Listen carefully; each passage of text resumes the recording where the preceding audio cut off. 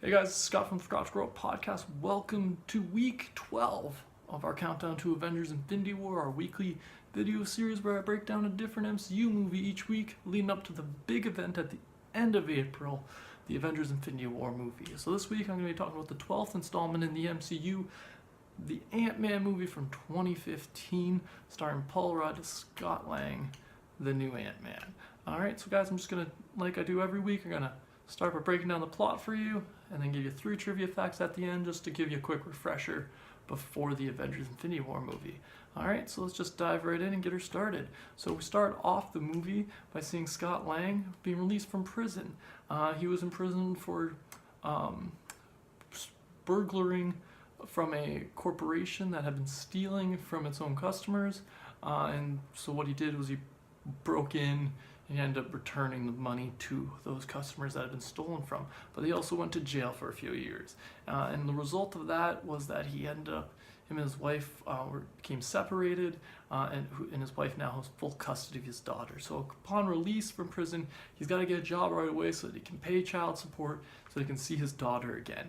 And what we see is he's struggling to get a job at first. He actually gets fired from Baskin Robbins for not telling them that he was a convict, and that now he's struggling to find a job and he can't. So he ends up resorting to his old ways, which is stealing. And he hears about a job from his friends to steal from this old guy's house who's got a big safe. So he breaks in, he's able to break into this big old safe, but unfortunately there's no money. There's just some old suit that looks like some motorcycle suit of some kind, but not one to leave empty-handed. He takes that with him. Once he has that back, he gets that back to his apartment, he puts it on because, well, it's a suit and he figured to give it a try. And he ends up clicking something and he gets shrunk. And yeah, that's right, he gets shrunk down to the size of an ant. That's right, he discovered the Ant-Man suit. And this had actually been a whole plan by Hank Pym, the creator of the Ant-Man suit, the original Ant-Man, and the creator of the Pym particle, the particle which allows for the shrinking and enlarging of matter, which is what gives the Ant-Man his suit its power, the ability to shrink. That's why he's Ant-Man, becomes the size of an ant. So Hank Pym actually had arranged for Scott to have stolen the suit to kind of recruit him, because Hank Pym, he needs his help. He needs Scott Lang to be the new Ant-Man, because he can't. Too many years of being Ant-Man have taken a toll on his body, so he needs Scott Lang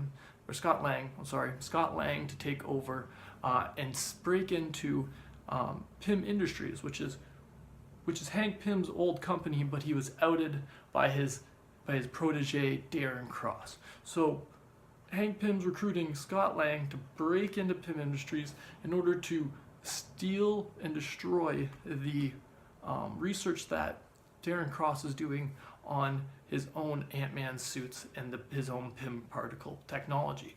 And Hank Pym doesn't want this allowed to happen because he doesn't want the Pym particle to fall into the wrong hands. That technology would be disastrous if all the different enemies of the world would have the ability to shrink down their soldiers or shrink down nukes or all sorts of things. It'd be trouble, that's the point. So that's why Scott Lang is recruited to go and break in by Hank Pym. So Scott Lang agrees because he wants to be able to protect the world for his daughter, and he just doesn't really have anything better to do, to be honest. He's kind of a convict. So anyways, he goes through a training montage, learning how to use the suit, be able to control or talk to ants, utilize the different strengths and abilities that comes with the Ant-Man costume and the Pym particle technology. And during this training montage, he actually has to break into an old SHIELD warehouse, or what they thought was an old SHIELD warehouse turns out to be the new Avengers facility, and there's an Avenger hanging out. So Ant-Man ends up having a little encounter with the Falcon. They get into a little tussle. They have some banter back and forth, which is quite enjoyable and quite funny. And unfortunately, though, or not fortunately for Ant-Man, he's able to defeat Falcon, not in like any kind of harsh or bad way. He just disables Falcon's technology and is able to escape with the item that they needed to retrieve from the warehouse, which was just some kind of signal disruptor of some kind. Anyways, the point is, Ant-Man is now ready to take on the big bad, to break into Pym Industries, to destroy Darren Cross's Ant-Man and Pym particle technology, which him and the team are able to successfully do. They get in, they erase all the data, they blow up the facility, but there was one suit they missed, the prototype, and Darren Cross puts on the yellow jacket suit, his Ant-Man suit, which he called the Yellow Jacket. I'm guessing because he wants to be some kind of a bee. It's a little bit more vicious than an ant, I guess. The point is, he's the Yellow Jacket. Him and Ant-Man get into a big fight. They're fighting in a few different places, but it ends up coming down to a showdown where Yellow Jacket, Darren Cross, threatens Scott Lang's daughter, and you can't have that. A superhero can't have that. He has to protect his daughter, and so Scott Lang does what he's not supposed to do, which is go subatomic, which means he turns off the thing that keeps him from shrinking too much. When he shrinks down to the size of an ant, normally he can only shrink down to that size, but he takes off the regulator, which allows him to keep shrinking and shrinking and shrinking, which allows him to get through the Yellow Jacket's armor and able to destroy it. But unfortunately, he keeps shrinking and shrinking, and at first it seems like he's going to be lost in the microverse, but then a voice from his daughter calling for him is able to give him some kind of will. He's able to fix the regulator with one of his enlarging discs, and he's able to come back. And that also kind of confirms that Hank Pym's wife is possibly still alive in the multiverse, or in the microverse somewhere. Sorry, and that's the end. It's a happy ending. Scott Lang, the new Ant-Man, was able to defeat Darren Cross, the Yellow Jacket. He's able to save his daughter.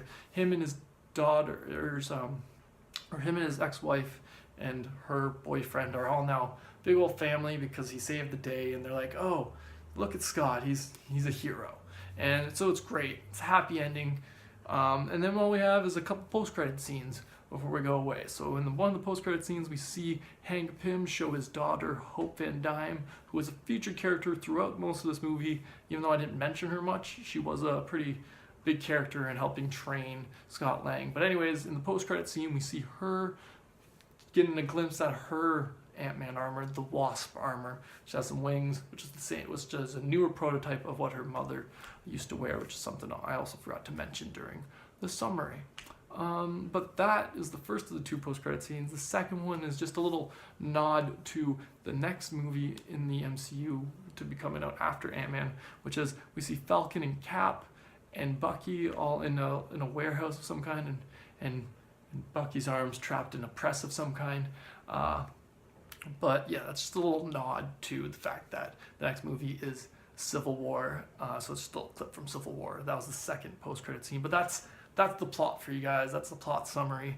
Now I just got 3 little interesting trivia facts that I found on the Ant-Man movie. So the first one is that the Yellow Jacket has these laser things, and the noise they make is actually the same noise that the AT-ATs make from Star Wars. So the AT-ATs, or the AT-AT gunfire noise, the pew-pew, is the same noise they used in Ant-Man for the Yellow Jacket's lasers, which I thought was kind of cool. It's kind of interesting.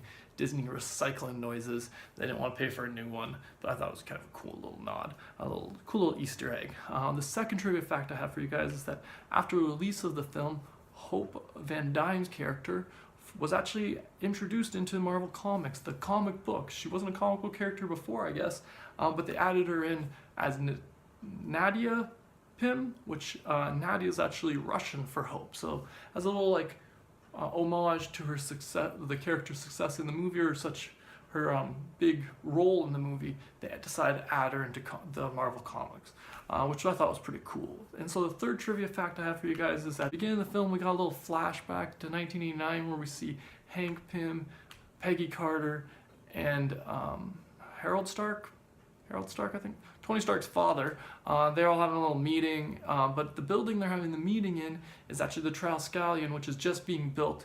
And the Triskelion is the building that the SHIELD building from Captain America: The Winter Soldier, which I thought was pretty cool. A little nod that they were in the building that's being constructed to be the future S.H.I.E.L.D. headquarters, as a little nod to, a little throwback to the Captain America film. But that's the third trivia fact I have for you today, guys, and that's our week 12 and our countdown to Avengers Infinity War. We're only a few more weeks away, less than 2 months, like not even a month and a half away from the movie, and I'm super excited. How excited are you guys? What did you guys think of the Ant-Man film? Let me know in the comments below. Thanks for watching today, guys, and have a good one.